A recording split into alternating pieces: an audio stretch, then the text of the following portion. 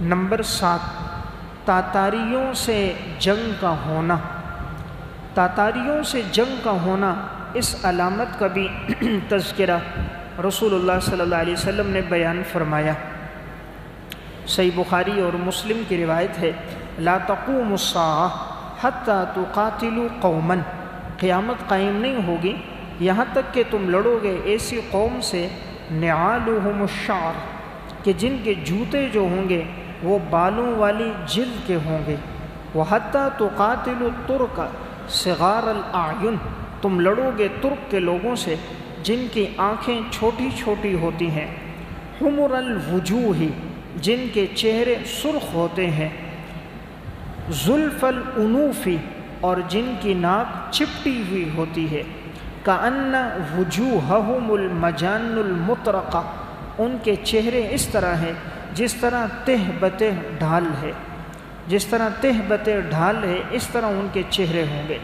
تو آپ صلی اللہ علیہ وسلم نے ان کا نقشہ کھینچا کہ وہ جو جوتے پہنیں گے وہ جوتے ایسی کھال کے بنے ہوئے ہوں گے جس کھال کے اوپر بال ہوتے ہیں، اور ان کی آنکھیں چھوٹی چھوٹی ہوں گی، چہرے سرخ ہوں گے، ناک چپٹی ہوئی اندر کی طرف ہوگی، چہرے پر گوشت یوں تہ بتہ ہوگا جس طرح کہ ڈھال تہ بتہ ہوتی ہے۔ آج کے دور میں تقریب الی الفہم کے لیے جس طرح کے چائنا کے لوگ ہیں، چائنا کے جو لوگ ہیں ان کی جو شکل و شباہت، ان کا جو چہرہ اور چہرے کی جو کیفیت ہے وہ تقریباً ان سے ملتی جلتی ہے۔ یہ تاتاری فتنہ یہ 6 صدی کے اواخر میں اور 7ویں کے آغاز میں آیا۔ یہ ایسا خطرناک فتنہ تھا، انہوں نے مسلمانوں کا بہت قتل عام کیا، یہاں تک کہ مسلمان عورتوں، حاملہ عورتوں کے پیٹ چاک کیے گئے اور ان بچوں کو نکال کر بھی انہیں ذبح کر دیا گیا۔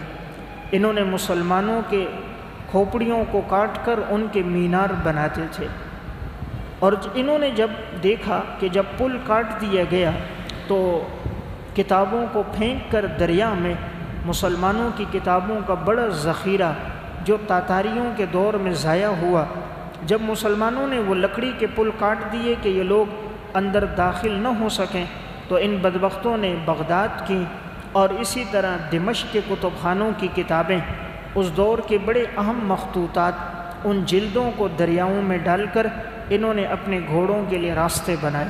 تو مسلمانوں کا ایک بہت بڑا ذخیرہ تاتاریوں کے دور میں، اور دوسرا بڑا ذخیرہ جس وقت اندلس میں عیسائیوں کی حکومت آئی تو انہوں نے مسلمانوں کے کتب خانوں کو جلا دیا۔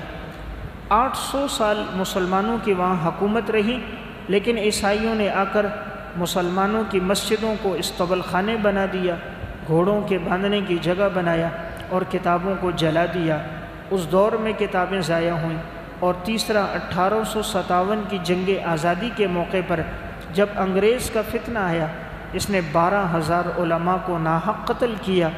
دہلی کے درخت سے لے کر لاہور تک کوئی درخت ایسا نہیں جس پر کسی عالم کی لاش نہ لٹکتی ہو، اتنی بے دردی سے علماء کا، عوام کا قتل کیا۔ 40 آدمیوں کو انگاروں کے اوپر لٹا دیا جاتا تھا اور ان کے جسم جلس جاتے تھے، لیکن ان میں سے کوئی بھی اپنے فتوے سے رجوع نہیں کرتا تھا۔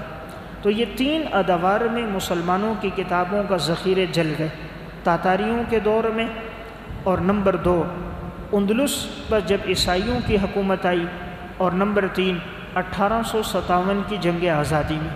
تو بہرحال میں عرض کر رہا تھا، ان تاتاریوں کے فتنے نے اسلام کو بڑا نقصان دیا۔ ان کا خوف ایسا تھا، اگر کوئی تاتاری کسی سے کہتا ہے اس جگہ سے ہلو مت، تو کوئی ہلتا نہیں تھا، وہ تلوار لے کر آتا، سب نے سر جھکائے ہوتے، وہیں قتل کر دیتا۔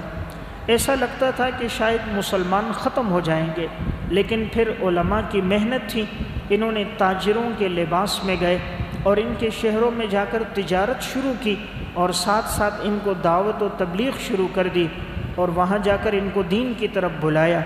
پھر انہی تاتاریوں میں ان کی آنے والی نسل دین کی طرف آئی، اللہ نے پھر ان کو دین کا داعی بنایا۔ کل تک جو قاتل تھے پھر وہ دین کے مبلغ بن گئے، اور اللہ نے پھر ان کے ذریعے بھی سینکڑوں لوگوں کو ہدایت دے دی۔ تفصیلی معلومات علامہ تاج الدین سبکی نے طبقات شافعیت الکبریٰ میں بیان کی ہے۔ اور اسی طرح کچھ تذکرہ مولانا ابوالحسن علی ندوی نے تاریخ دعوت و عزیمت میں کیا ہے۔